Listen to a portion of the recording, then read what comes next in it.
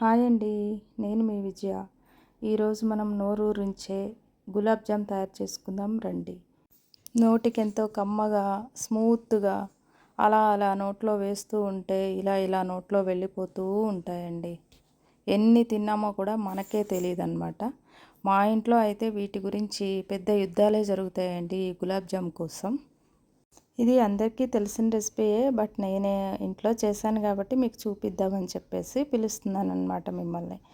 ముందుగా ఎంటీఆర్ వాళ్ళ గులాబ్ జామ్ ప్యాకెట్ని కట్ చేసుకుని ఒక బౌల్లో వేసి ఉండలు లేకుండా ముందు అంతా పొడి పొడిగా ఉండేలాగా ఒక్కసారి చేత్తో కలుపుతూ ఉండాలన్నమాట. తర్వాత కాచి చల్లార్చిన పాలు తీసుకొని ఈ పిండి మిశ్రమంలో కొంచెం కొంచెం వేసుకుంటూ కన్సిస్టెన్సీకి తగినంతగా వేసుకుంటూ కలుపుకోవాలండి. మామూలుగా అయితే వాటర్తో కూడా కలుపుకోవచ్చు. నేనైతే కాచి చల్లార్చిన పాలతో ఈ మిశ్రమాన్ని కలుపుతున్నానండి.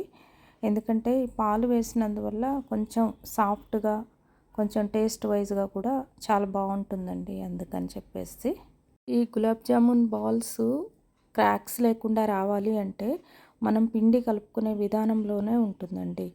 కాబట్టి పిండి కలుపుకునేటప్పుడే ఎక్కువలు తక్కువలు లేకుండా వాటర్ కానీ పాలు కానీ చూసుకుంటూ కలుపుకోవాలండి.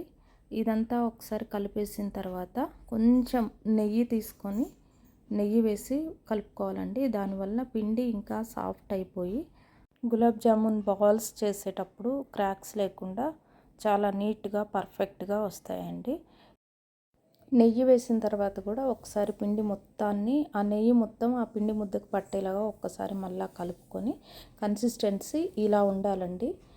ఇలా ఉన్న తర్వాత ఒక కాటన్ బటన్ తీసుకొని దాన్ని వాటర్లో తడిపి పిండేసి ఈ పిండి ముద్ద మీద కవర్ చేసి పెట్టేసేయాలండి ఒక హాఫ్ అన్ అవర్ పాటు. ఈలోగా మనము షుగర్ సిరప్ని తయారు చేసుకుందామండి. దానికోసం మనం ఒక గ్లాసు కొలత గ్లాస్ అండి, నేను ఆ గ్లాస్ తీసుకున్నాను. ఆ గ్లాస్కి 1.5 గ్లాస్ వరకు షుగర్ తీసుకున్నానండి. ఒక 2 గ్లాసెస్ వరకు వాటర్ తీసుకుంటున్నానండి. నేను తీసుకున్న పిండికి నాకు ఆ స్వీట్నెస్ సరిపోతుంది అనిపించింది. స్టవ్ ఆన్ చేసి స్టవ్ పైన పెట్టేసామనుకోండి, ఈ షుగర్ సిరప్ మరుగుతూ ఉంటుందండి.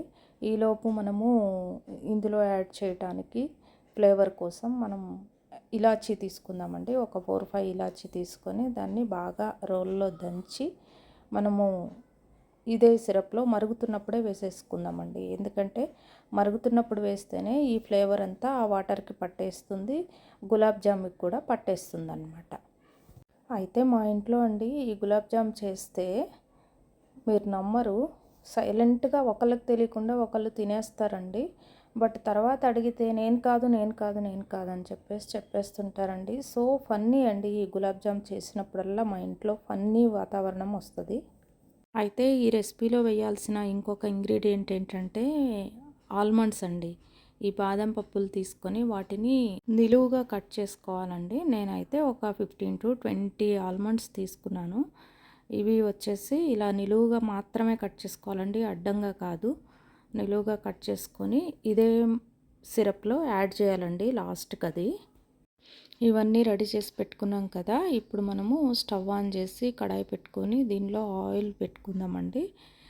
ఆయిల్ మరుగుతూ ఉన్నంత వరకు మనము ఈ జామున్ బాల్స్ ప్రిపేర్ చేసుకుందామండి. ఇప్పుడు మన పిండి ఎలా ఉందో ఈ బట్ట ఓపెన్ చేసి ఒకసారి చూద్దాము. పిండి అయితే చాలా చాలా స్మూత్గా ఉందండి. హాఫ్ అన్ అవర్ బిఫోర్ నేను కలిపినప్పటికీ ఇప్పటికీ చాలా అంటే చాలా స్మూత్ అయిపోయిందండి. ఇప్పుడు మళ్ళీ మరొక్కసారి అటు ఇటు తిప్పుకొని ఈ రౌండ్ బాల్స్ చేసేసుకుందామండి. అయితే సైజ్ అనేది ఎవరికి సంబంధించి వారి ఇష్టాన్ని బట్టి ఉంటుంది. మా ఇంట్లో అయితే మా పిల్లలు చిన్న చిన్నవి చేయమంటారండి. ఎందుకంటే నెంబర్ ఆఫ్ బాల్స్ క్వాంటిటీ ఎక్కువ వస్తుంది అని చెప్పేసి ఈ విధంగా తయారు చేసిన ఈ బాల్స్ని ఆయిల్ కూడా కాగిందండి. సో దానిలో వేసేద్దాము. అయితే ఫ్లేమ్ వచ్చేసి బిలో మీడియంలో పెట్టాలండి. హైలో పెట్టొద్దు, మరీ సిమ్లోనూ పెట్టొద్దండి. అయితే బాల్స్ కడాయి నిండా కూడా వేయొద్దండి. అవి ఆయిల్లో వేసిన తర్వాత ఆల్రెడీ మనం చేసిన సైజు కంటే డబల్ సైజ్ అవుతాయి కాబట్టి కొంచెం తక్కువనే వేయాలండి. అవి స్మూత్గా తిరిగేలాగా చేయాలి. చూడండి మన బాల్స్ అన్నీ రెడీ అయిపోయాయి. ఎక్కడ ఒక్క క్రాక్ కూడా రాలేదండి. నీట్గా రెడీ అయిపోయాయండి. అదే చెప్పాను కదా, మనం కలుపుకునే విధానాన్ని బట్టి ఉంటుంది అని చెప్పేసి. ఈ కలర్లో ఉన్నప్పుడు మనం తీసేయాలండి. ఇంకా మరీ ఎక్కువగా వేగనిచ్చినా కానీ కలర్ ఇంకా బ్లాకిష్గా అవుతాయండి. అవి బాగోవు తినడానికి, చూడటానికి రెండిటికి. ఇప్పుడు మళ్ళీ ఇంకా మరికొన్ని వేస్తున్నానండి. ఇవన్నీ ఫ్రై అయిన తర్వాత మనము షుగర్ సిరప్లో వేసేసుకుందామండి. షుగర్ సిరప్ వేడిగానే ఉండాలండి. షుగర్ సిరప్లో వేసిన తర్వాత ఒక 1 మినిట్ పాటు బాగా అటు ఇటు బాగా కలిపి మూత పెట్టేసేయాలండి. అయితే మనము ఈ మూత పెట్టే దానికి బిఫోరు ఇందాక కట్ చేసి పెట్టుకున్నాం కదా ఆల్మండ్స్, అవన్నీ కూడా ఈ సిరప్లో వేసి బాగా మిక్స్ చేయాలండి. ఇవి తినేటప్పుడు పంట కింద పడి చాలా బాగుంటుందండి టేస్టు. మీరు బాగా ఎంజాయ్ చేస్తారు. మీరు కూడా ఒక్కసారి ఈ విధంగా ట్రై చేసి చూడండి. ఎలా వచ్చిందో కామెంట్ చేయండి. అలానే ఎక్కడ కూడా ఈ వీడియో స్కిప్ చేయొద్దండి. స్కిప్ చేస్తే చిన్న చిన్న టిప్స్ మిస్ అవుతారు. అలానే ఇప్పటివరకు మీరు మన ఛానల్ని సబ్స్క్రైబ్ చేయనట్లయితే కనుక ఇప్పుడు సబ్స్క్రైబ్ చేయండి. బెల్ ఐకాన్ని ఆన్లో పెట్టేసేయండి. అలానే మరిన్ని యూస్ఫుల్ రెసిపీస్ కోసం, టిప్స్ కోసం మన ఛానల్ని రెగ్యులర్గా వాచ్ చేస్తూనే ఉండండి. Stay tune. See you in the next video. Bye bye.